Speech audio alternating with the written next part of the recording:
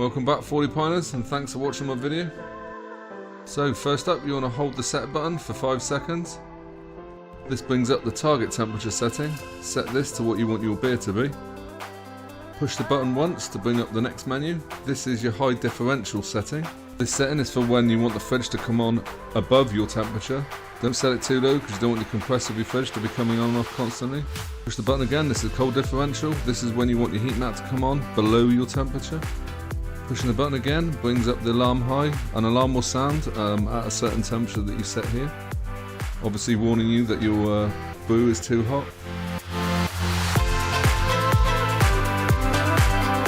Pushing the set button again brings up the alarm low. The alarm will sound at the lowest temperature that you want your beer to go.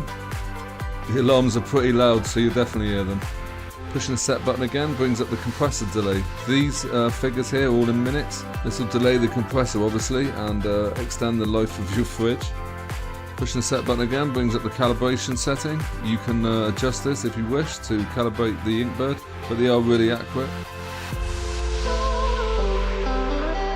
Pushing the set button again brings up whether you want the readings to be in degrees Fahrenheit or degrees centigrade.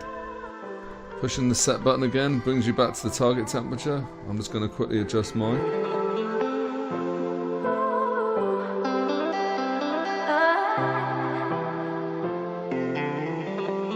Once you're happy with all your settings, just keep your finger on the set button for 3 seconds. The top temperature is what your probe is reading. This one here is what your target temperature is set at.